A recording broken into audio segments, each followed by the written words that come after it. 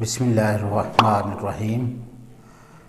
हकायात सादी में शेख सादी शिराज़ी रहमतुल्लाह अलैहि फरमाते हैं, एक बादशाह के सारे बेटे हसीन व जमील थे और अपने हुस्न पे नाज़ा थे, जबकि उनमें से एक बेटा इंतहाई बदसूरत और छोटे कद का था। एक दिन बादशाह ने अपने पास अपने इस पस्ता कद बेटे को हकारत की निगाह से देखा।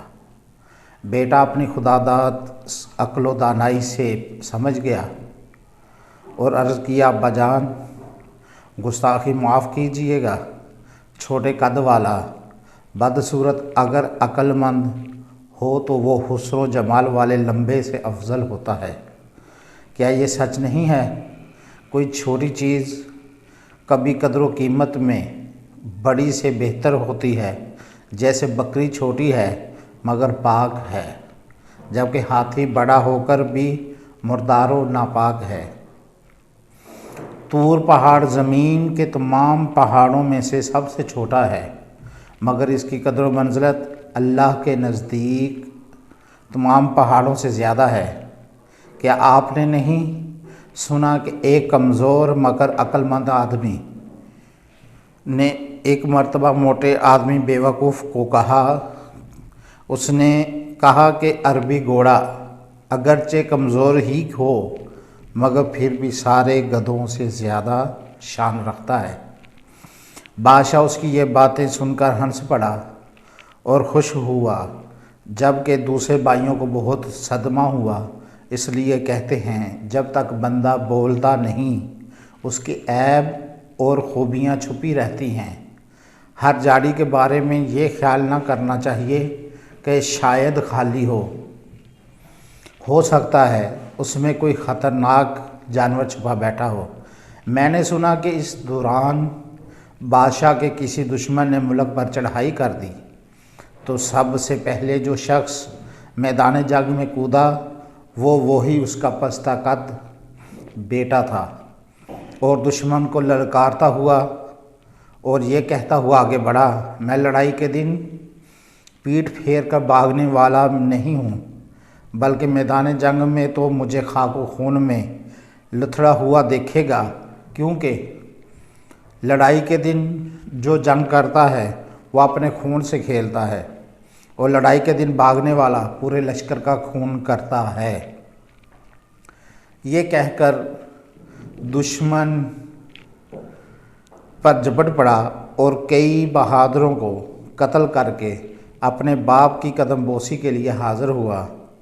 अब्बाजान, आपने मेरे कमज़ोर जिस्म को मेरी कमज़ोरी समझ लिया और मोटापे को हुस्न जाना, जबकि हकीकत ये है कि पतली कमर वाला घोड़ा लड़ाई में काम आता है, ना कि मोटा ताज़ा बैल। कहते हैं, चूँकि दुश्मन के सिपाही बहुत ज़्यादा थे और इधर लश्कर कम था, तो इस लश्कर में से कुछ सिपाहियों ने डर कर भागने का इरादा किया, तो